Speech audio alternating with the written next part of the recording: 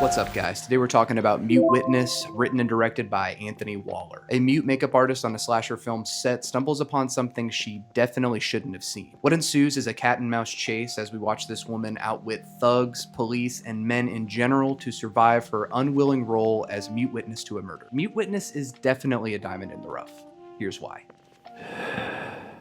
I was mindlessly scrolling on my phone when I noticed an Arrow video post about a movie called Mute Witness. I saw some stills from it, read the logline, and I needed something to watch. Recently, I traveled to San Diego to help my mom move to the desert right outside Coachella Valley. I watched a veritable onslaught of absolute banger movies. La Haine, End of Evangelion, a rewatch of Scorsese's severely underrated After Hours, and on the return flight, Interstellar. Hands down one of the best Nolan movies, and as someone who's not a Nolan guy, that means something. So, Mute Witness seemed like the perfect palate cleanser. The movie opens with a teaser of the entire slasher genre. First-person POV, screaming, and a woman cartoonishly throwing herself around a room, knocking over furniture as she dies. The camera begins to pan out, and we see an entire film crew overseeing the production, a director who is a total buffoon and later is strongly implied as a nepo baby. Might be the director engaging with some metatext there. We meet makeup artist Billy Hughes, who is mute, and from that moment on, you can start to predict the movie's structure, but it zags in gratifying ways. Billy is about to see something depraved, and the film hinges on how she reacts to it. This intro and the following 40 minutes are so excitingly paced and smartly written that I was absolutely gripped to my seat. Cinematographer Egon Worden pulls out all the stops. It feels like he threw every filmmaking technique in he could here. The first half of the movie is chock full of teeth-shattering eye candy and creative approaches to amplifying tension and keeping the viewer in Billy's POV. I love a horror thriller where you're actively rooting for the heroine to succeed, escape, and win. It's definitely a good for her adjacent film. The Russian angle is really interesting and honestly takes the film to new heights as a viewing experience. Director Anthony Waller was convinced to film in Moscow due to lower costs, and given the circumstances, the film still shines. It's got the sheen of an 80s exploitation feature and the vibey lighting of a 60s giallo, but it came out in 1995. It has this lost media appeal, the epitome of that particular video that you always saw on the shelf at the video store, but no one ever seemed to rent it. The production design of the movie gives the set decoration a dirty grime. Even with the movie not looking amazing in a sense of the word, it's exciting to look at, and this is due in part to strong direction from Waller as well. The way they utilize the setting makes the stranger in a strange land trope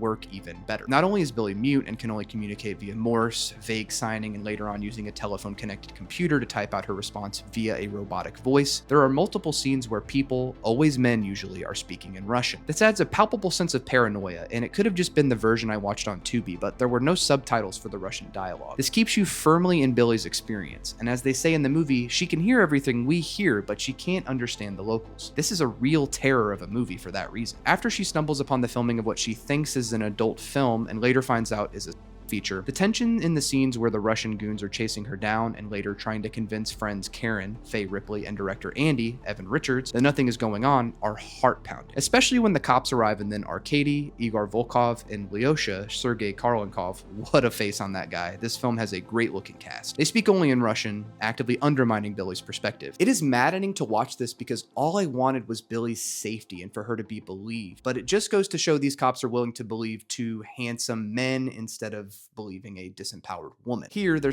film organization expands as their criminal faction is led by someone named the Reaper. I had to do a double take because holy shit, that's Alec Guinness freaking Obi-Wan Kenobi. It's a couple seconds of screen time, but wow, what a cameo. The movie continues on here as the grunts need to take out Billy to cover up their crimes and keep the law off their tails. Agent Larson gets involved, working undercover as a member of the Reaper's crew, and teams up with Billy to find a coveted diskette, which can be used as evidence to take down Reaper's crime ring. The film takes on a familiar rhythm in these beats, especially leaning into slasher tropes, more first-person POV and heavy breathing, and things begin to get a little predictable, especially near the end. I mentioned the giallo element of the film. I actually saw a review on Letterboxd calling this a Russian giallo, and there are a lot of cheesy sound effects, audio cues, and visual gags that give the film this woozy, sometimes silly quality. There's a stock door noise in one scene that completely takes you out of the drama, but it's not entirely unwelcome. And once we get to the finale, you can't help but laugh as you get one more "the killer's not dead yet" moment before the credits roll. The showdown in Billy's apartment even has a reference, whether direct or not, to Michael Myers walking through the plate glass door in Halloween 2. It definitely wears its slasher elements on its sleeves, either to eschew itself and be meta or uplift its more rote features. I found Marina Zudina to be perfect as Billy, imbuing her with enough character and pathos that you stay rooting for her the entire time. Interestingly enough, Waller directed her through an interpreter, which definitely adds something to this performance. Zudina emotes very well, especially her facial expressions. It's important that a character like this have strong body language, as that is imperative to implying stress and danger to the characters who do have a voice. I recognize the unsubtlety of a woman woman with no voice, but that doesn't make its messaging any less effective. Mute Witness is exploring the ways in which women are subjugated and fetishized as a product to be sold as sexualized violence for men. The men in this movie are often seen laughing, sneering, gleeful in the face of the terror they evoke for the female characters, almost while we're pointing directly at the targeted slasher film audience. It's often only Karen that advocates for Billy, and without her, Billy really had no one else in her corner because Andy was probably too worried about his US consulate father bailing them out for more money to finish their film. Mute Witness is more of a thriller with horror elements, almost using the slasher qualities to make fun of itself and the genre. Waller and his crew managed to pull off a more than stellar feature that seems like the template for Shyamalan movies of the 2000s and had to be the inspiration for Mike Flanagan's Hush. There are shades of Argento's Deep Red here, and the billowing shadows and goofiness in Coen Bros flicks like Fargo and Blood Simple. Waller has a pretty unique visual language established here for this being his first feature, but those horror elements do keep it unique in how it presents its violence and offsets the audience to its tension, only to surprise you with another sharp script flourish. That's all to say, Mute Witness will have you like, how have I never seen this? Cinephiles watching this will probably go, you're late to this one, bro. But for those watching this that haven't seen it, you're in for a treat. Even with the second half dragging a bit in comparison to its incredible start, it will still have you clutching your couch cushions, brow filled with sweat, rooting for Billy to survive the entire time. With a subtle sense of humor, shoegazy lighting, and cinematic flourishes, with just the right amount of horror added in, Mute Witness is definitely a film that should be witnessed by everyone. While Roger Ebert said that Mute Witness wasn't a great film, I beg to differ. When it comes to its filmmaking, moody aesthetic, and sense of spectacle, Mute Witness absolutely knows ball.